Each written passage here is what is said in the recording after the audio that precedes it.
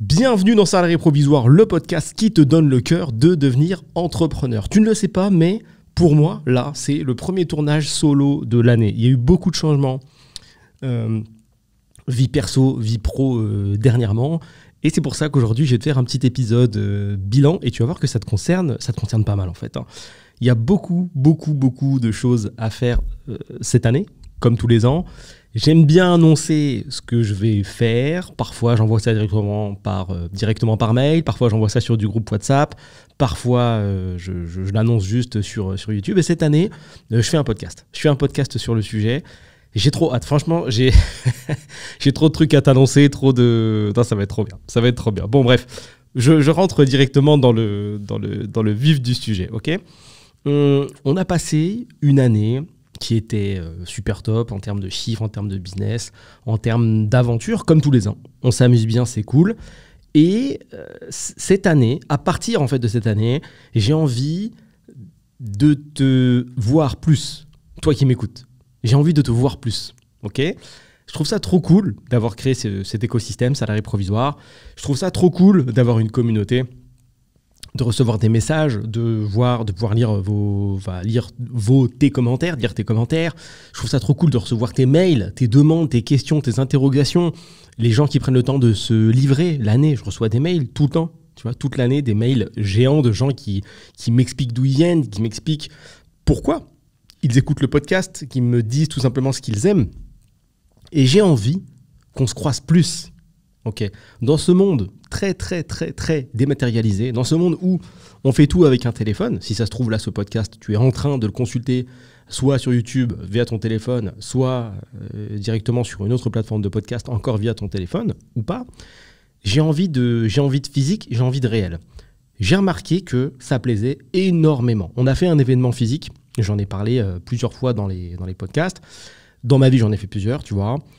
Par contre, quelque chose qui est focus et qui est concentré sur Salarié Provisoire, on l'a fait qu'une fois pour l'instant. Alors peut-être que tu vas écouter ce podcast en 2050 et qu'entre-temps, on aura fait 150 événements physiques. Néanmoins, là, pour l'instant, on n'en a fait qu'un. Par contre, je vais en faire tout le temps. La fréquence, je doute encore un petit peu sur la fréquence. Donc tu vas voir, il y a plusieurs stratégies et plusieurs façons de faire. Okay ?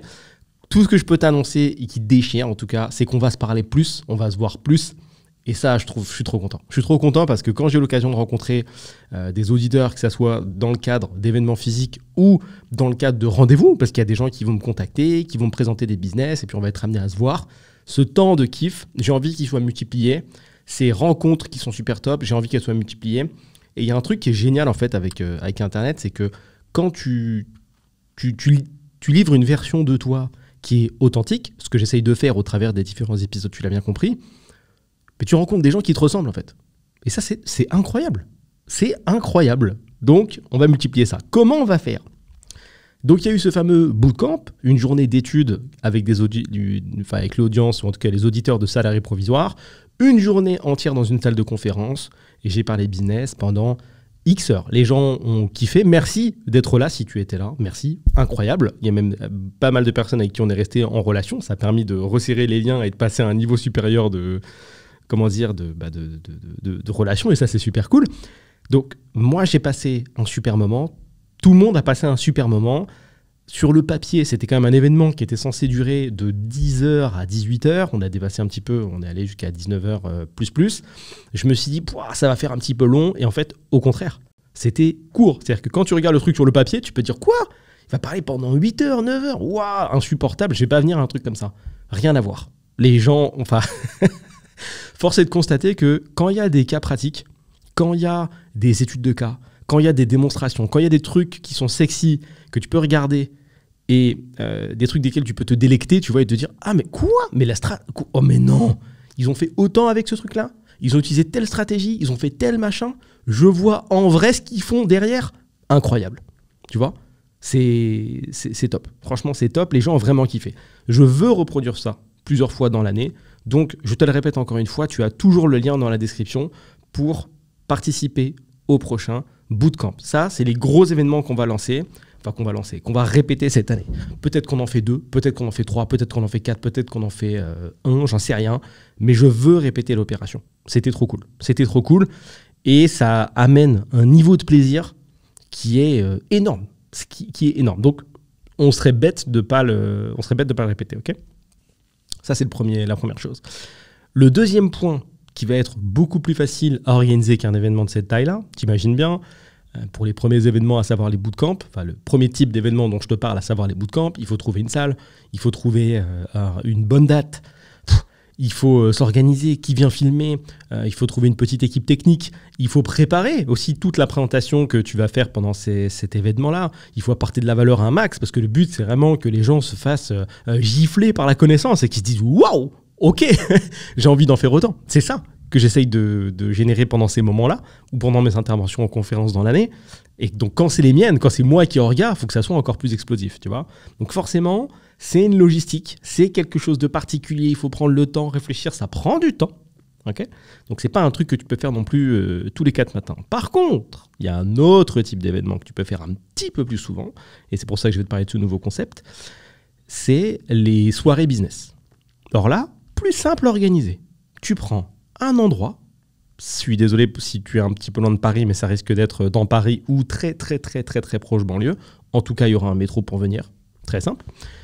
Et dans le cadre de ces événements-là, tu viens et tu peux rencontrer des gens. Bien sûr, je serai présent et il y aura une petite masterclass sur un sujet donné pendant une demi-heure. Tu vois, ça n'a rien à voir en fait avec un événement networking auquel tu aurais pu participer, quelque chose de conventionnel où tu te déplaces, tu rencontres des gens un peu en diagonale, on ne sait pas trop et c'est terminé. Là, tu viens et tu sais très bien qu'il va y avoir une intervention que moi j'appelle une masterclass de une demi-heure, 40 minutes, je ne sais pas, en tout cas une petite période, on ne va pas faire ça pendant 8 heures, mais sur un sujet donné spécifique. Tu vois, là par exemple, j'étais en train de créer un événement d'exemple et la première masterclass, c'était sur le no-code. Et je voulais présenter une automatisation avec laquelle, avec l'équipe, on avait fait 200 000, tu vois. Ça va être que des sujets sexy comme ça, des trucs qui vont te faire dire « mais je veux voir ce truc ». Donc ça te fait un espèce de mini spectacle business connaissance dans l'événement qui peut te donner encore plus l'envie de venir. De plus, tu vas rencontrer des gens de la communauté qui ont aussi des business ou qui ont des business en devenir, donc tu peux créer des connexions et puis tu pourras peut-être trouver ton ou tes futurs associés sur place et des clients. Donc, c'est tout bénef, ok ? Et c'est beaucoup plus facile à organiser. Ça, c'est quelque chose que je veux faire plus fréquemment que les événements bootcamp, parce que c'est plus facile à organiser. Ça arrive bientôt. Je pense que je vais me rajouter un petit lien également dans la description pour les gens qui sont intéressés pour ce type de soirée.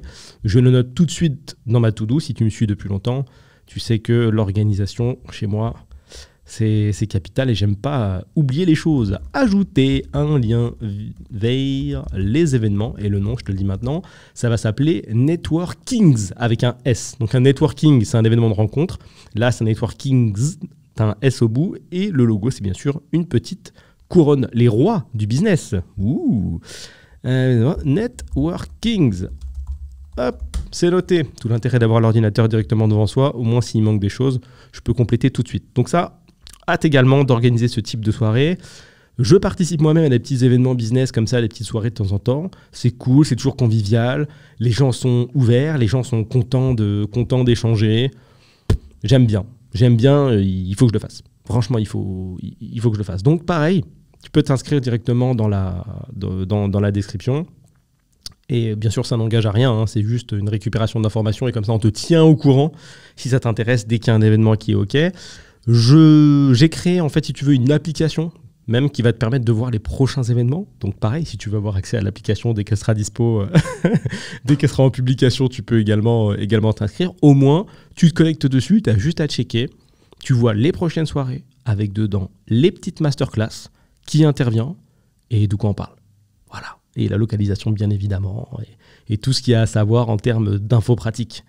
Et je pense que je ferai une fonctionnalité également d'inscription pour faciliter les choses. Comme ça, au moins, tu peux te mettre dessus, tu t'inscris, tu sais que c'est verrouillé, tu es tranquille, on avance, ta soirée est positionnée, et let's go. J'ai failli dire en avant Guingamp. Très ringard.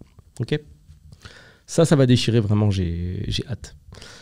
Le point culminant, tu vois, et qui m'a fait réfléchir un peu toute l'année, c'est que tu l'as peut-être déjà entendu, mais moi je note énormément de choses, que ça soit sur sur Notion ou à d'autres endroits, je me fais des bases de connaissances. C'est-à-dire que je note plein de choses qui me passent par la tête, des idées de business, je mets de côté des pubs, etc. Et au fil des années, au fil du temps, je vois même au fil même d'un an, j'ai peut-être 10-15 idées de business qui me sont venues. Je vois un truc, je me dis, ah tiens, ça et ça ferait une bonne idée de business. Je te donne un cas pratique.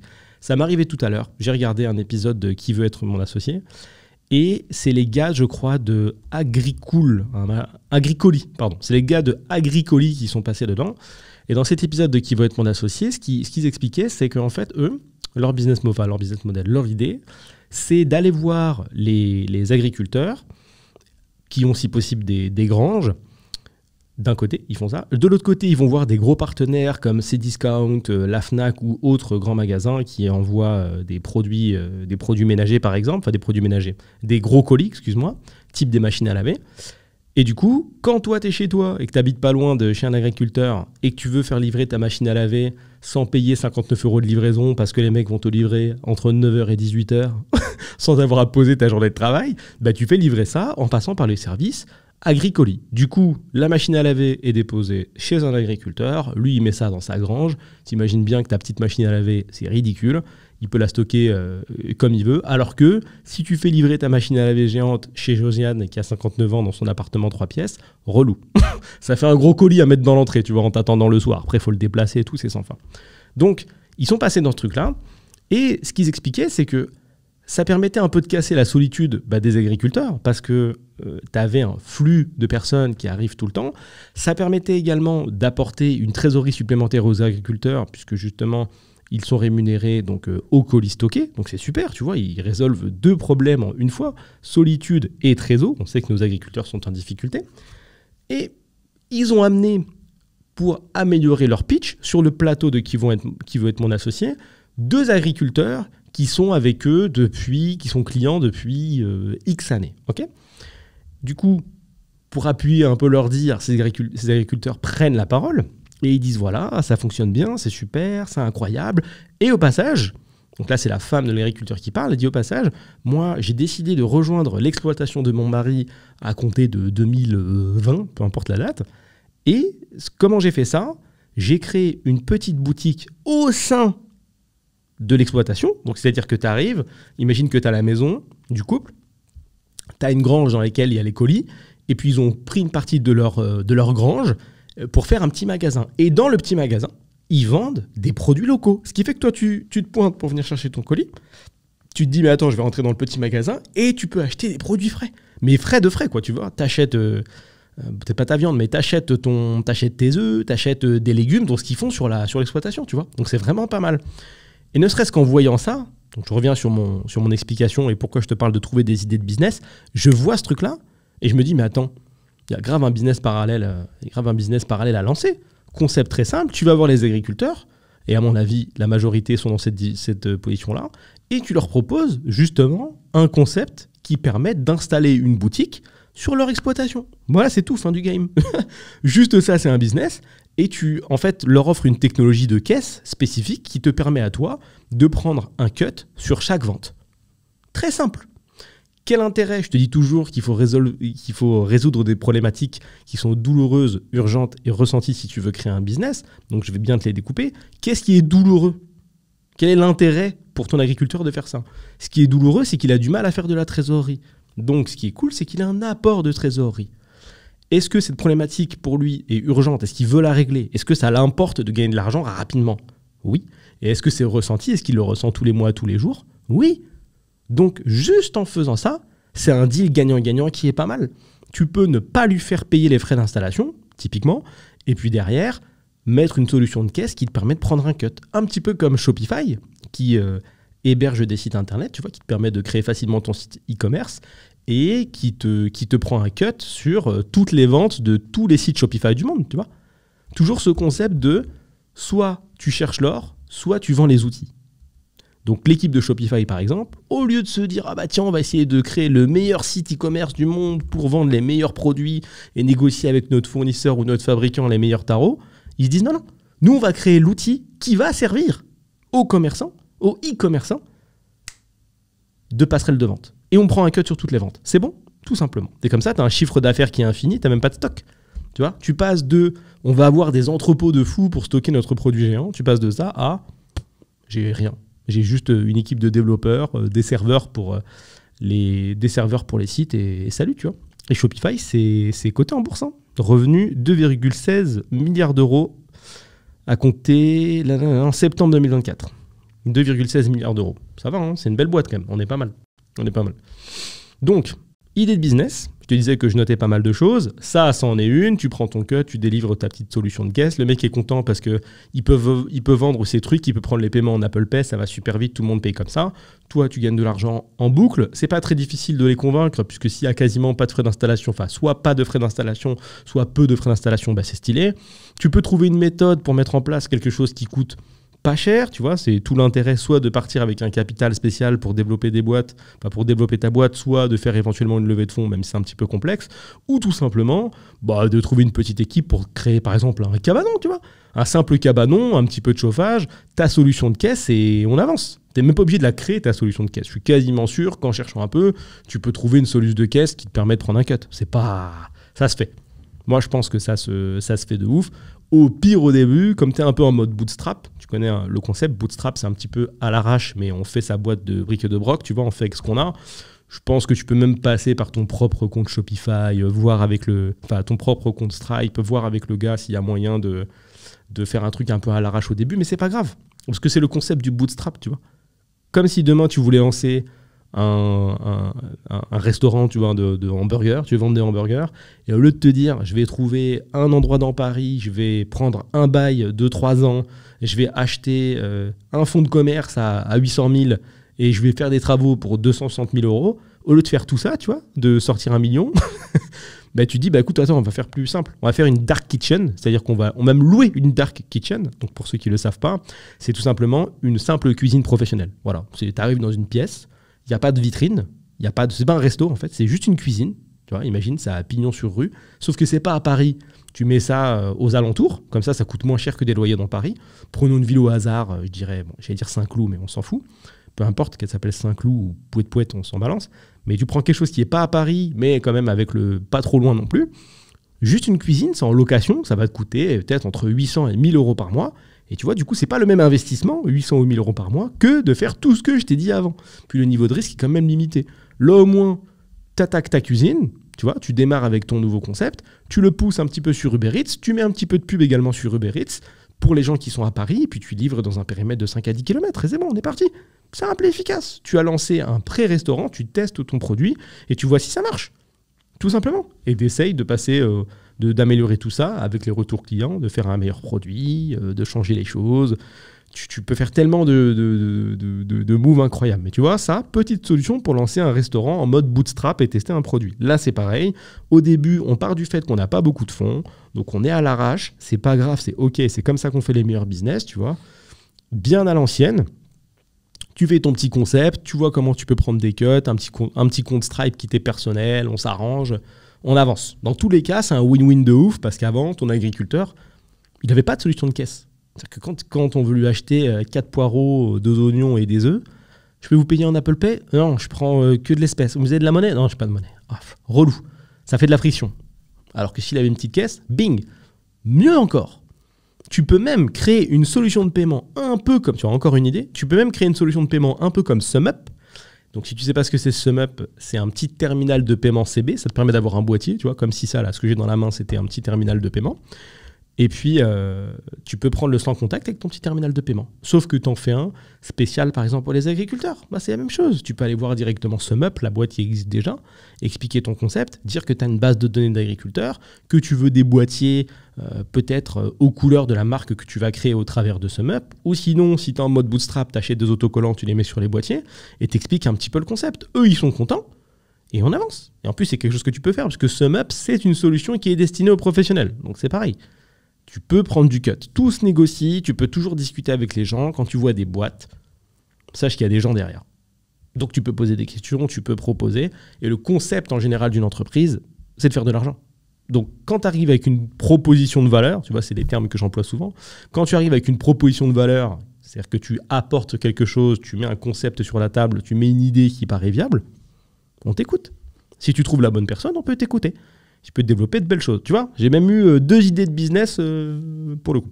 Donc, ce que je te disais, je reviens sur l'info initiale. Donc, je note énormément d'idées de business un peu tout le temps. Dans l'année, donc il y en a pas mal. Là, je suis devant. Je ne sais pas combien il y a de lignes, peut-être une quarantaine. Je n'ai pas mis de chiffres à côté des lignes, mais ouais. Ouais, là, au moins 40, quoi. Et, je suis obligé de mettre de côté, en fait. Je préfère les noter, tu vois, parce que ça me permet de les sortir de ma tête et puis d'y revenir à plus tard. Parce que si je les laisse tourner dans ma tête, je vais les réaliser, tu vois. Je vais les réaliser et je vais me défocus, tu vois, je vais me déconcentrer de la mission initiale qui n'est pas celle-ci. Et une fois que tu as compris, en fait, comment ça marchait, tout ça, tu vois, comment trouver des idées de business, si tu veux, t'en as tous les jours.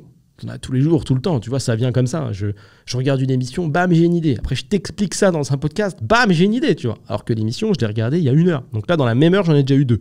Avec deux stratégies différentes, 2 méthodes, tu vois, je suis déjà en train de réfléchir à comment trouver les numéros des agriculteurs pour éviter de se déplacer. Mais si on doit se déplacer, tu vois, moi, c'est comme ça que ça chemine dans ma tête. Et si je laisse ça dans ma tête, ça me rend ouf, tu vois. J'ai envie de le faire. Du coup, tu peux risquer d'essayer de tout faire en même temps, ce qui est très problématique. Okay, ce que je veux t'annoncer de particulier, okay, c'est que dans le cadre de ce podcast, dans le cadre de cette communauté que j'ai créée au fil du temps, j'ai essayé plusieurs modèles. Okay, c'est-à-dire que pendant un certain temps, j'ai fait un petit groupe sur WhatsApp.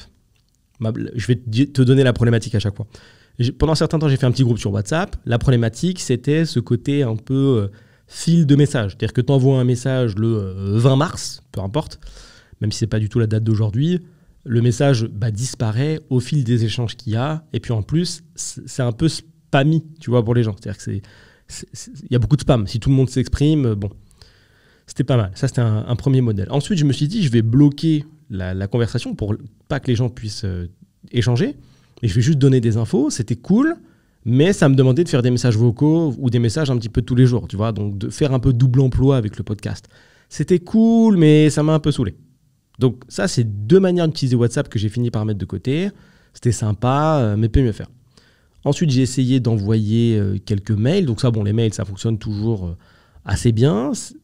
C'est cool. C'est un moyen d'échange qui est dans nos vies depuis très longtemps et qui apparemment ne bougera pas, hein, puisque les réseaux sociaux se succèdent, mais les mails restent en vie encore et toujours. Hein, tu vois. Là, on est dans un monde où il y a TikTok et les mails. C'est quand même 2 moyens de communication très, très écartés.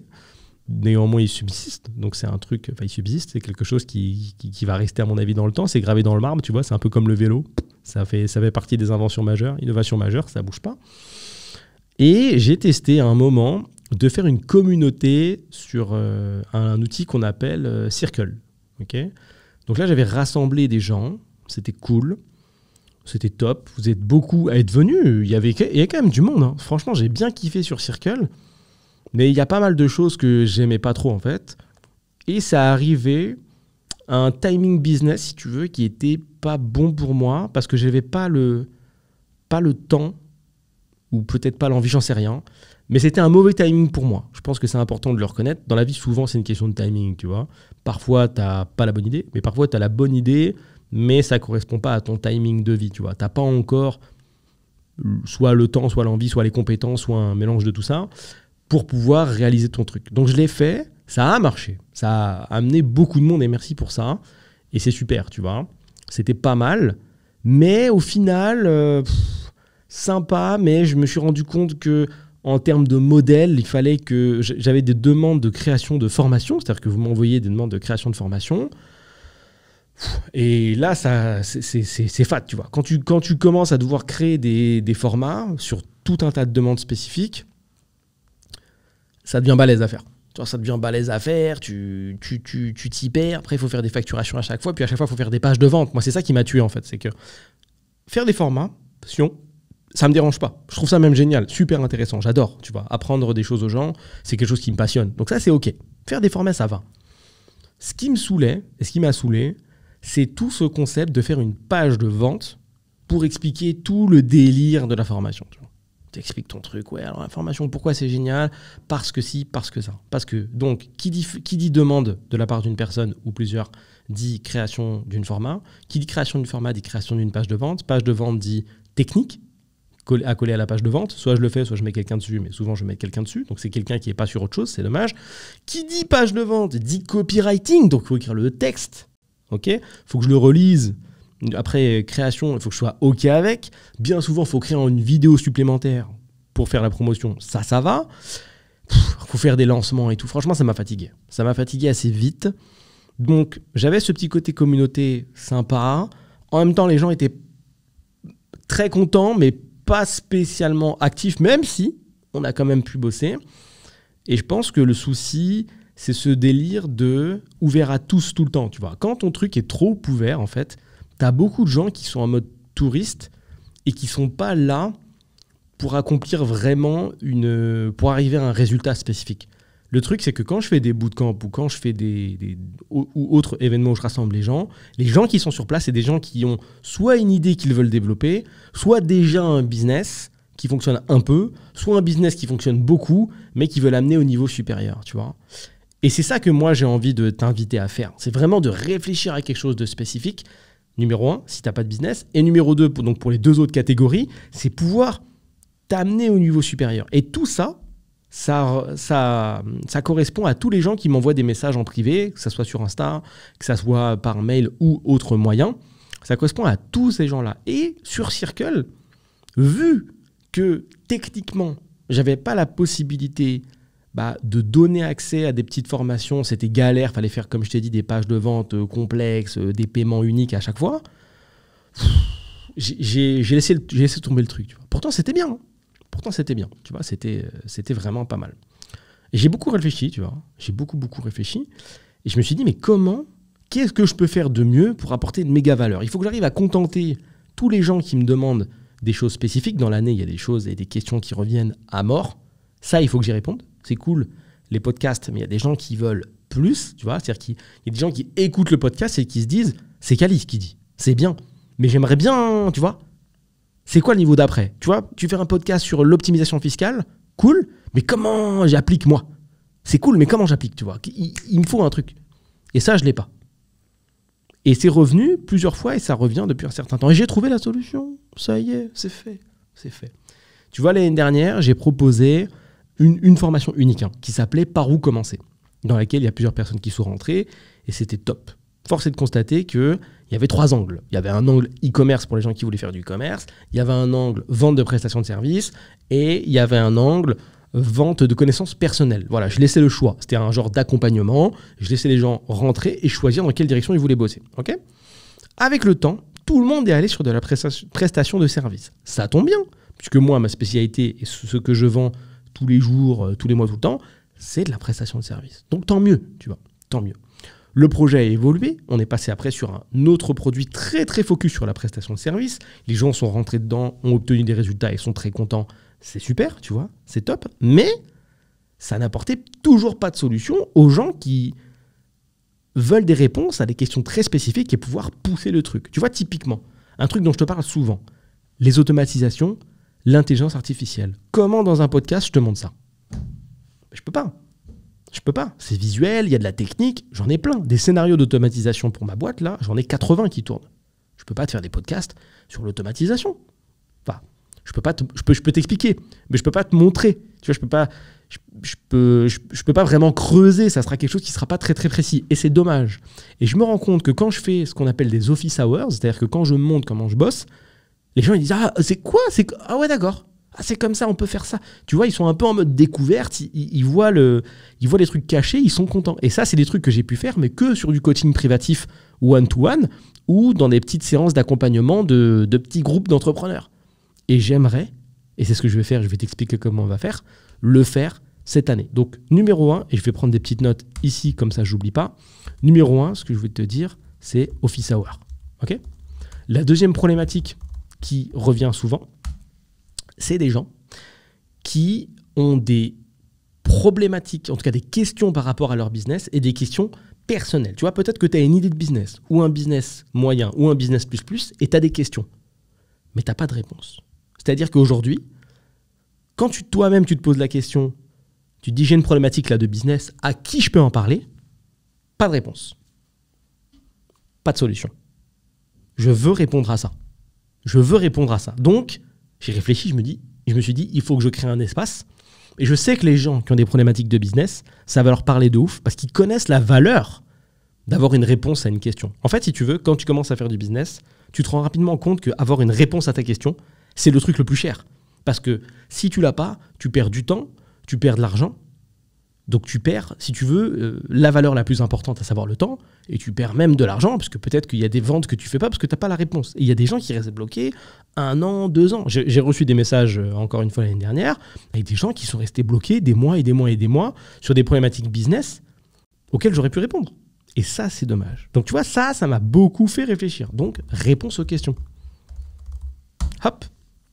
Numéro 3, je te l'ai dit juste avant, c'était cette histoire de formation. Je te fais un récap. Numéro 1, Office Hour, montrer comment je bosse, les dessous du truc, parce que c'est cool d'avoir le podcast, mais j'ai une boîte de conseils à côté et j'ai beaucoup de tips. J'aide beaucoup les dirigeants parce que je bosse qu'avec ça et j'ai beaucoup de tips qui peuvent intéresser les gens et je l'ai vu quand je fais des lives. Ça s'appelle des Office Hours, c'est-à-dire que tu montres comment tu bosses. Numéro 2, la réponse aux questions business. Et numéro 3, c'était en fait un point que j'ai exposé tout à l'heure, cette histoire de formation spécifique. Et j'ai dû trouver une solution pour pouvoir mettre en avant ces 3 choses. Essaye de réfléchir comment on fait, tu vois. Est-ce que je fais un live sur Instagram? Mais sur Instagram, il y a un peu de tout, tu vois. T'imagines, je fais un live sur Instagram sur l'automatisation, sur comment tu peux coller ça à ton business. C'est mainstream, Insta. Est-ce que vraiment ça m'intéresse ça? Non, pas trop. Est-ce que les gens qui viennent à un bootcamp sont mainstream? Non, pas trop. Est-ce que les gens qui viennent à des soirées sont mainstream? Non, pas trop. Mais ceux qui viennent, ceux qui se déplacent, ou ceux qui posent des questions, qui t'envoient des mails, des messages, eux, ce qu'ils veulent, c'est ça.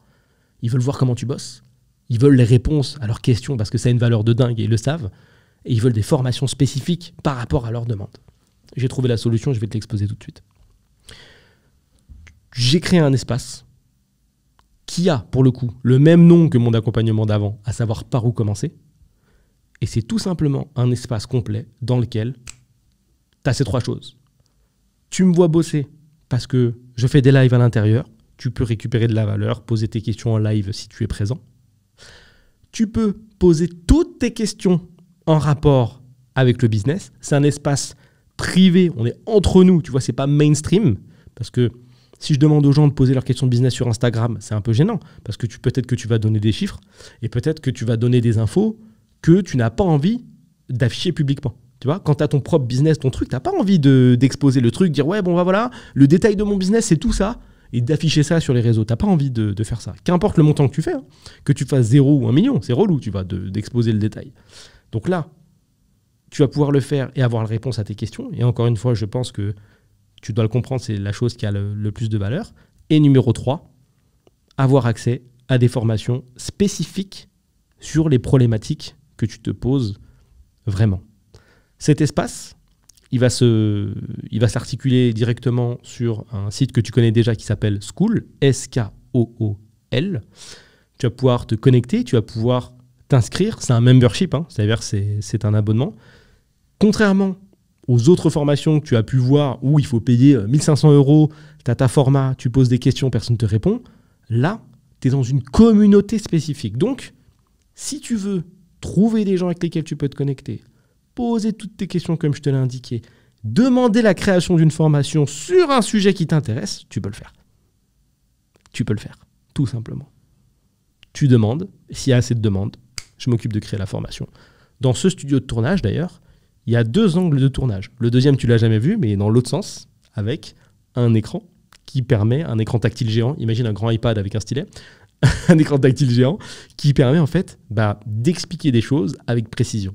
Tu vois, et ça, c'est top. Seuls les gens qui ont bossé avec moi sur des accompagnements ou des choses un petit peu plus premium l'ont déjà vu.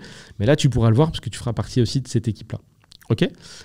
Je vais t'expliquer, en tout cas te lire le catalogue de formation que j'ai préparé, que tu comprennes. OK ?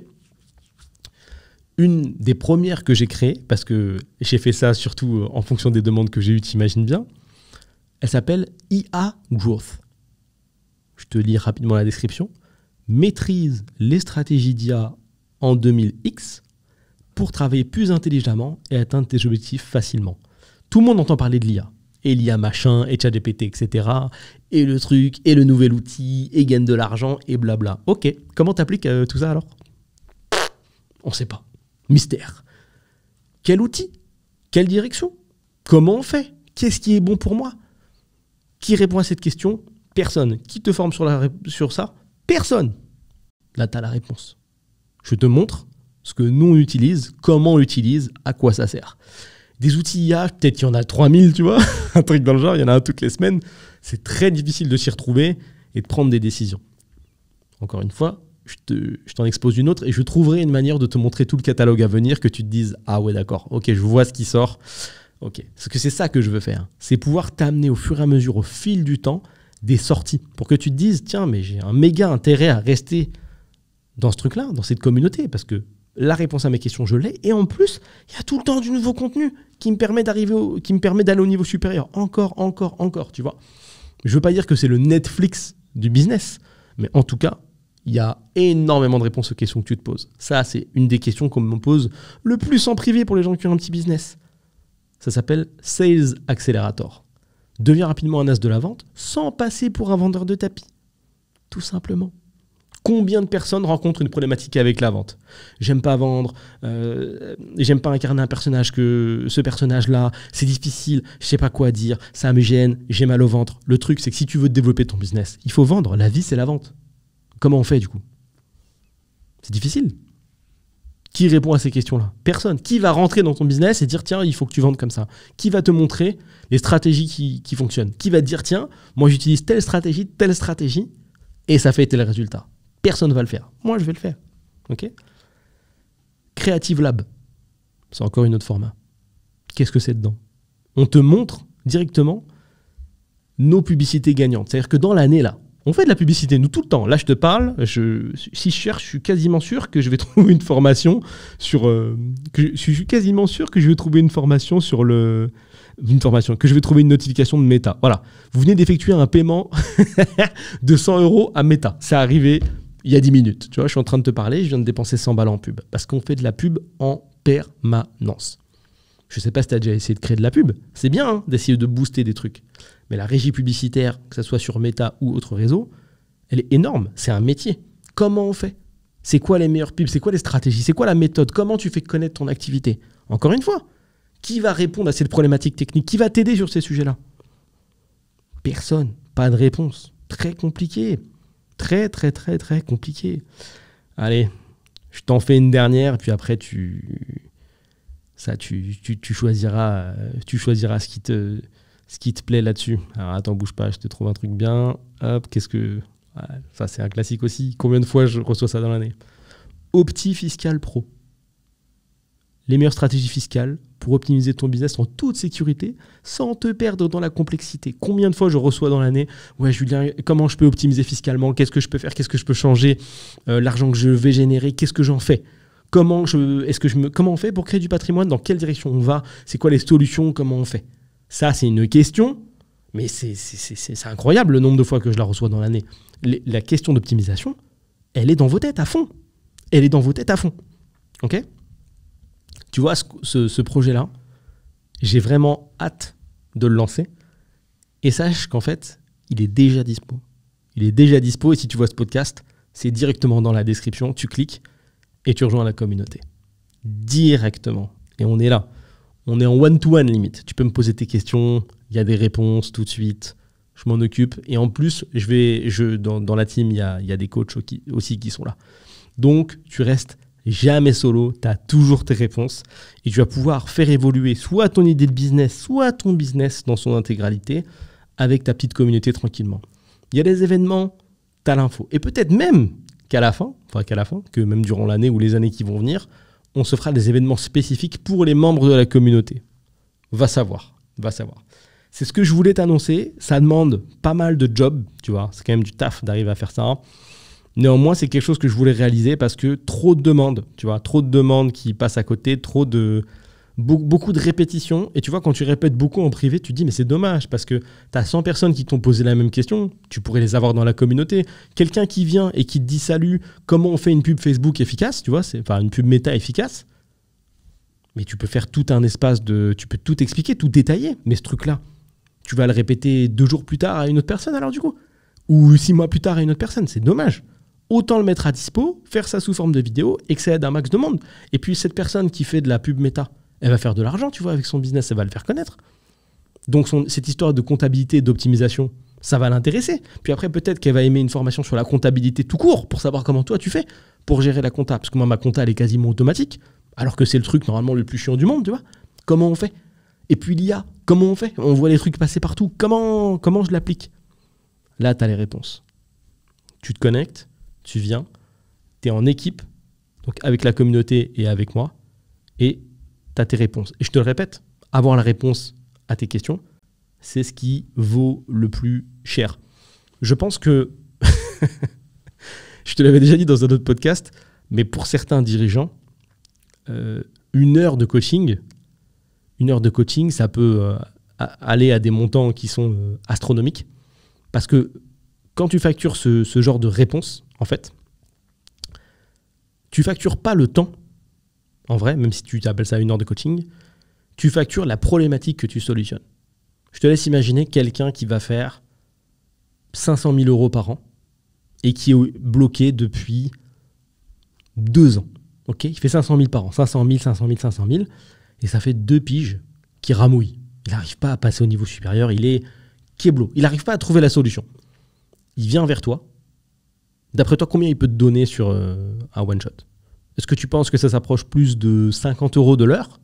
Ou est-ce que ça s'approche plus de 1000 euros de l'heure? À toi de jauger. Combien ça coûte de se faire débloquer un problème qui t'empêche de passer de 500 000 à, même si c'est 100 000 de plus, à 600 000. Combien ça coûte? Tu vois, imagine-toi demain, même si c'est peut-être pas forcément évident, tu as une boîte qui fait 500, tu veux faire 600, et avec plusieurs paiements ou un seul peut-être, on peut te débloquer. Parce qu'il y a un manque de vision. Tu n'es pas au courant des outils, tu sais pas comment on fait, tu as trop la tête dans le guidon, et il y a quelqu'un qui sait, et en un coup, bam, tu le payes une fois, il te débloque. Et je pense que vous êtes même potentiellement beaucoup à dire, mais même 10 000 balles, je te les donne en fait. Si derrière, ça peut me rapporter 100 000 par an, même 10 000, je te les donne, tu vois.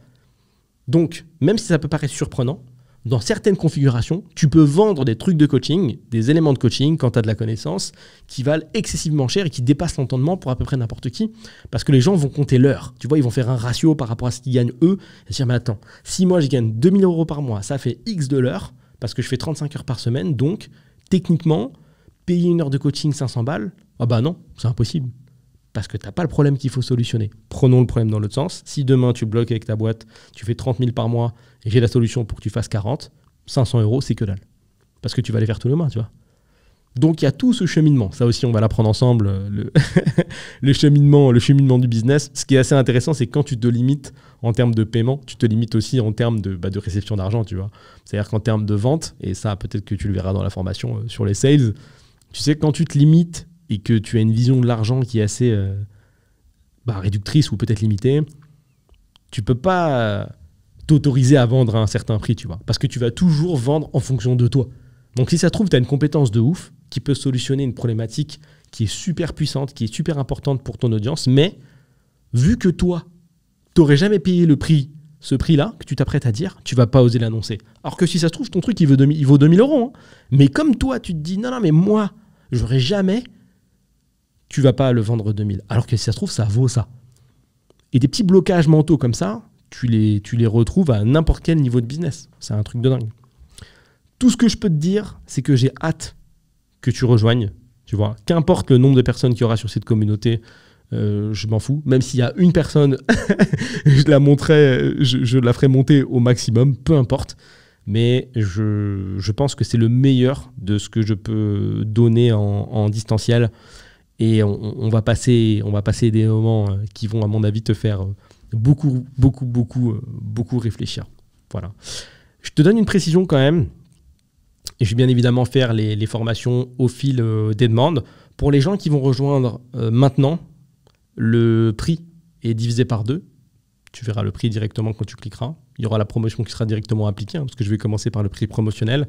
Et tu auras directement accès au dernier bootcamp, donc au bootcamp qu'on a fait et qu'on a filmé en présentiel, de 8 heures, d'une journée entière, qui était vendu, il me semble, entre 150 et 200 euros. Donc là, tu l'auras directement. Je te laisserai faire le calcul tranquillement. Tu l'auras en instantané, tu pourras consulter, tu vois. Donc c'est-à-dire que tu peux venir consulter et te dire ok, d'accord, je vois à quoi ça ressemble et je vois le niveau de qualité que je vais avoir. Je vais ajouter autre chose, puisque j'ai absolument pas peur de ce que je t'annonce aujourd'hui. J'ai même rajouté, et je l'ai configuré tout à l'heure, des jours d'essai. C'est-à-dire que tu peux me venir et dans 6 jours, tu pars. 7 jours d'essai. Tu regardes, tu consultes et tu me fais un retour directement. Et si tu veux partir, tu pars. Avec plaisir. Ok ? Et pour ceux qui m'ont demandé ça en privé, ou en tout cas ceux à qui j'en ai parlé en privé, bon bah vous savez déjà que ça allait arriver. Hein, donc bon, vous, j'ai... voilà quoi. Vous, j'ai rien à dire. Je sais très bien qu'on va bosser ensemble sur le long terme. Ah oui, et il y aura bien sûr des formations sur l'automatisation, évidemment, parce que ça, c'est une demande que je reçois beaucoup. Je sais que c'est nébuleuse et que pour beaucoup de monde, c'est un putain de mystère, ça. On ne sait pas à quoi ça sert, comment on fait, qu'est-ce qu'il est bon de faire avec. Mais il est bon de faire énormément de choses avec. C'est un truc de dingue. Voilà. J'ai juste à réfléchir à comment te montrer le catalogue pour te faire rêver et que tu te dises ah ouais d'accord, ok, le catalogue de sortie dans l'année, il est même plus puissant que celui de Netflix. Il y a des dingueries. Je te dis un truc dont je suis fier, que moi j'utilise depuis longtemps et qui me fait rire. C'est une petite format qui s'appelle carte de visite intelligente, qui te permet de transformer en fait les gens que tu rencontres en networking directement en clients potentiels, tu vois. J'en reste là. Je te laisse cliquer sur le lien dans la description. Je te souhaite une bonne journée ou une bonne soirée. Et je t'attends de l'autre côté, dans le petit espace de présentation. À plus.